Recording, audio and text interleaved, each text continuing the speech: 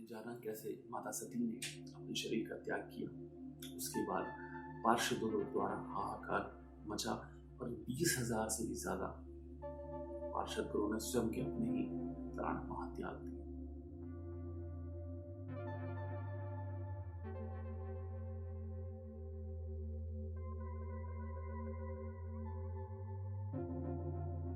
सतीखंड का शुरू होने वाला है।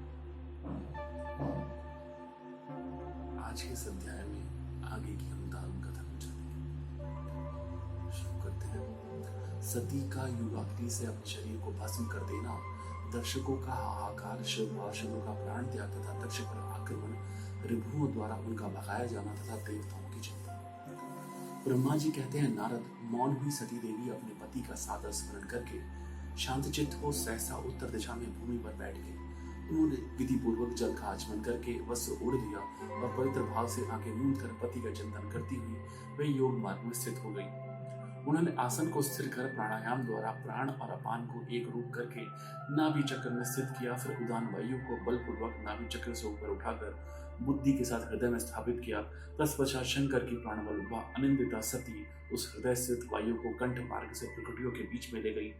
इस प्रकार दक्ष पर कुपित हो सहसा अपने शरीर को त्यागने की इच्छा से सती ने अपने संपूर्ण अंगों में योग मार्ग के अनुसार वायु और अग्नि की धारणा की। तदनंतर अपने पति के चरण और अरविंदों का चिंतन करते हुए सती ने अन्य सब वस्तुओं का ध्यान भुला दिया। उनका चित्त योग मार्ग में स्थित हो गया था, इसलिए वहां उन्हें पति के चरणों के अतिरिक्त और कुछ नहीं दिखाई दिया। मुनिश्रेष्ठ सती का निष्पाप शरीर तत्काल गिरा और उनकी इच्छा के अनुसार युग अग्नि से जलकर उसी क्षण भस्म हो गया। उस समय वहां आए हुए देवता आदि ने जब यह घटना देखी तब वे बड़े जोर से हाहाकार करने लगे। उनका वह महान, अद्भुत, विचित्र एवं भयंकर हाहाकार आकाश में और पृथ्वी तल पर सब ओर फैल गए।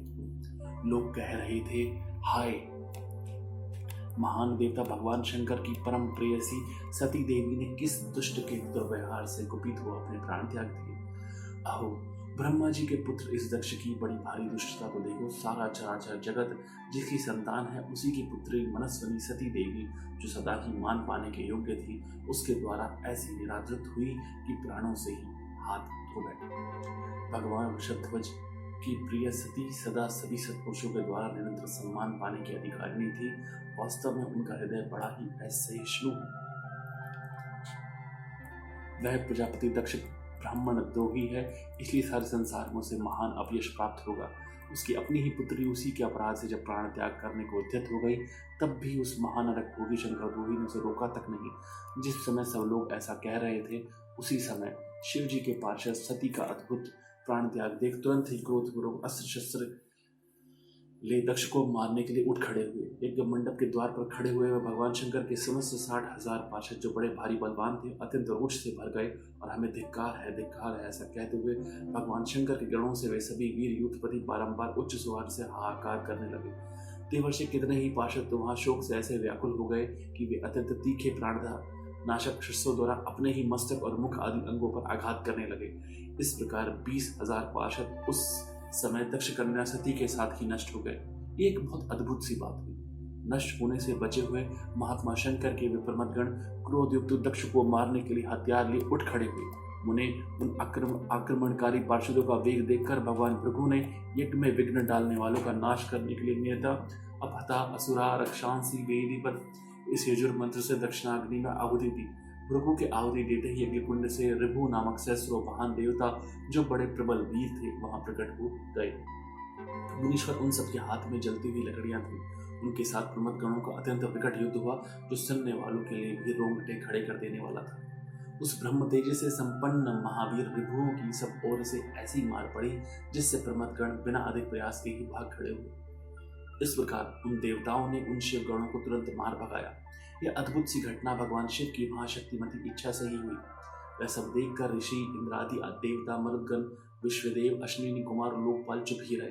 कोई सब ओर से आकर वहां भगवान विष्णु से प्रार्थना करते थे कि किसी तरह विघ्न टल जाए। वे उद्विग्न हो बारंबार विघ्न निवारण के लिए आपस में सलाह करने लगते। प्रमथ गणों के नाश होने और भगाए जाने से जो भावी परिणाम होने वाला था, उसका भारी भांति विचार करके उत्तम बुद्धि वाले श्री विष्णु आदि देवता अत्यंत उद्विग्न हो उठे थे। मुने, इस प्रकार दुरात्मा शंकर तो ही ब्रह्मबंधु दक्ष के यज्ञ में उस समय बड़ा भारी विघ्न उपस्थित हो गया। दोस्तों 30वां अध्याय यहाँ पर समाप्त हुआ। हमने जाना कैसे माता सती ने अपने शरीर का त्याग किया। उसके बाद पार्षदों द्वारा हाहाकार मचा और 20,000 से भी ज्यादा पार्षदों ने स्वयं के अपने ही प्राण महात्याग दिए। बाकी पार्षदों और ब्रह्मगणों ने आगे बढ़कर दक्ष पराक्रमण करने की कोशिश की, परंतु भृगु ऋषि ने यजुर्वेद का मंत्र पढ़ करके ऋगु नामक देवताओं का आह्वान किया और उनके द्वारा सभी ब्रह्मगणों को वहां से मारकर। पर यह तो शंकर भगवान की एक लीला थी। ऐसे कितने ही प्रसंग हैं जो हम पढ़े तो हमें ज्यादा बेहतर समझ आएगा। टीवी और सिनेमा में तो उतना सच्चाई बताई नहीं जाती जितना कि ग्रंथों में नहीं था। इसी आशा के साथ कि अगले एपिसोड में हम और बातों को बारीकी से समझ पाएंगे। मैं विदा लेता हूँ। हर हर महादेव।